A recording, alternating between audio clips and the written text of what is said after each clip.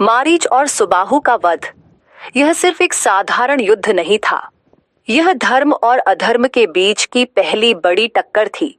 जब राक्षसों ने यज्ञों को नष्ट कर ऋषियों की तपस्या को भंग करना शुरू किया, तब धरती ने भगवान विष्णु से रक्षा की प्रार्थना की और तब हुआ एक अद्भुत अवतार श्री राम का प्राकट्य।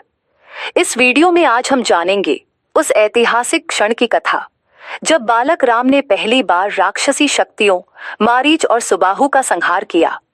आइए जानते हैं इस वीरता और धर्म की विजय की अद्भुत कथा। इस कहानी को जानने के लिए वीडियो के अंत तक जरूर बने रहिएगा, तभी ही इस कथा को आप विस्तार से जान पाइएगा। तो चलिए अब चलते हैं इस कथा की ओर। रामायण केवल एक धार्मिक ग्रंथ नहीं, बल्कि भारत की आत्मा है। इसके पात्र, घटनाएं और शिक्षाएं आज भी हमारे जीवन को दिशा देती हैं। इस महान ग्रंथ की अयोध्या कांड और अरण्य कांड में एक ऐसी कथा आती है जो प्रभु श्री राम के चरित्र की महानता, संयम और रक्षक रूप को दर्शाती है। वह है मारीच और सुबाहु के वध की कथा। यह कहानी न केवल दुष्टता के अंत की है, बल्कि यह भी बताती है कि कैसे धर्म की रक्षा के लिए एक आदर्श पुरुष को कितने कठिन फैसले लेने पड़ते हैं। प्राचीन काल में भारतवर्ष की भूमि तप और साधना से पवित्र होती थी। वन वन में ऋषि मुनि कठोर तप करते थे और वेदों का प्रचार करते थे।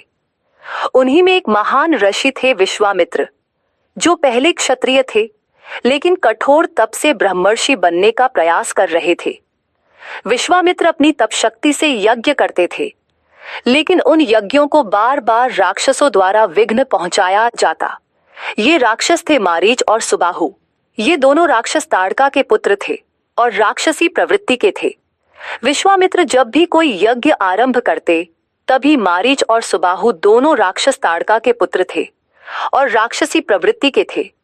सुबाहु आकाश में उड़ते हुए आते और मांस, हड्डियां, रक्त और मल फेंककर यज्ञ की पवित्रता भंग कर देते।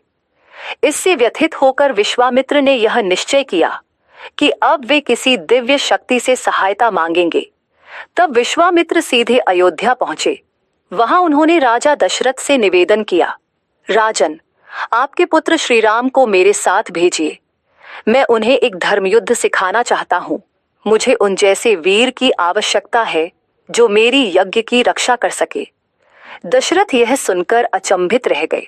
उन्हें चिंता हुई, राम तो अभी केवल 16 वर्ष के हैं और सामने वे राक्षस हैं जो मायावी, शक्तिशाली और हिंसक हैं। दशरथ ने कहा, भगवन, राम अभी किशोर हैं, वह राक्षसों से कैसे लड़ेगा?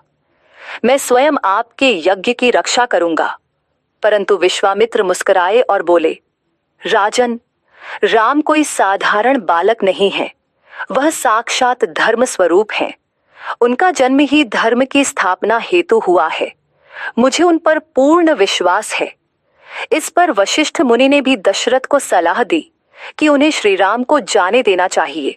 बोले, राजन, यह अवसर राम के जीवन का मार्ग प्रशस्त करेगा।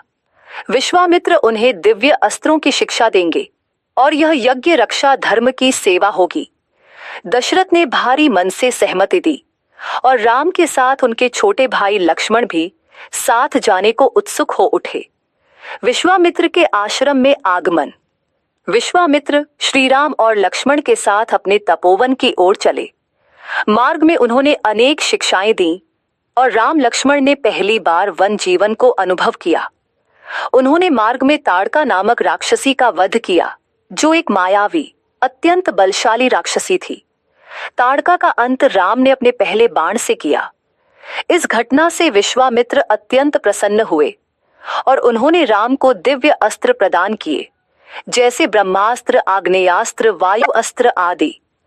राम अब केवल वीर नहीं, बल्कि दिव्य शस्त्रों से युक्त एक आदर्श योद्धा बन चुके थे।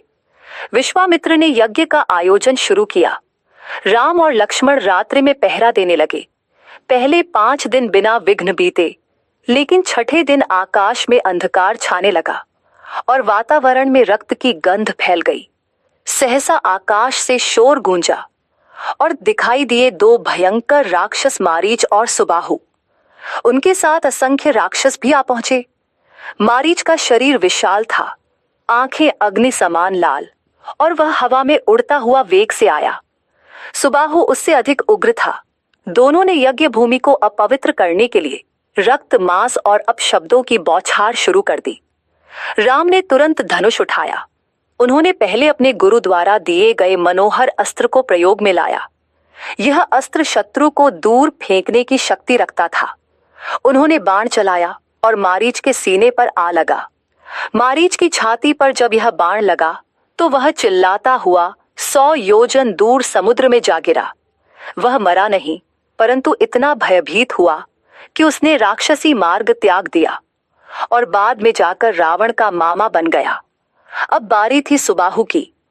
राम ने फिर एक घातक बाण चलाया और सुबाहु के हृदय को चीरते हुए उसे वहीं धराशायी कर दिया। राक्षसों की सेना भयभीत होकर भाग गई। लक्ष्मण ने भी राम के साथ शत्रु दल पर प्रहार किए और कई राक्षसों को मार गिराया। धरती पर धर्म की रक्षा के लिए यह राम की पहली बड़ी विजय थी। यज्ञ की पूर्ति और ऋषियों की खुशी। सुबाहु के अंत और मारीच के पलायन के बाद विश्वामित्र का यज्ञ निर्विघ्न रूप से संपन्न हुआ। समस्त ऋषि मुनियों ने राम और लक्ष्मण को आशीर्वाद दिया। विश्वामित्र ने गर्व से कहा, आज धर्म की विजय हुई है। राम केवल एक योद्धा नहीं, वह धर्म के प्रतीक हैं। भविष्य में यह संपूर्ण संसार को अधर्म से मुक्ति दिलाएंगे। मारीच जो इस युद्ध में जान बचाकर भागा, वह बाद में रावण के कहने पर सोने का मृग बनकर सीता को मोहित करता है, और यही घटना रामायण के वनवास कांड का मुख्य कारण बनती है। इस प्रकार मारीच और सुबाहु का यह प्रसंग रामायण की कथावली का एक महत्वपूर्ण मोड़ बनता है। इस कथा से सीख धर्म की रक्षा हेतु सामर्थ्य का उपयोग आवश्यक है। राम ने शक्ति का प्रयोग धर्म की रक्षा के लिए किया। सज्जनों को रक्षक चाहिए। ऋषियों की तपस्या तभी सफल हो सकती है जब कोई उनकी रक्षा करे। राम इस रक्षक की भूमिका में है। भय को भी पराजित किया जा सकता है। मारीच जैसा मायावी राक्षस भी राम के एक बाण से डरकर सच्चाई की राह पर आ गया। निष्कर्ष, मारीच और सुबाहु का वध केवल एक राक्षसों के वध की कथा नहीं, यह उस सत्य का उद्घोष है कि जब धर्म संकट में हो तो धर्मात्मा को उठ खड़ा होना ही पड़ता है। यह श्री राम के जीवन की पहली विजय थी, लेकिन यही पहली परीक्षा थी जो आगे उन्हें महानतम अवतार सिद्ध करने वाली थी।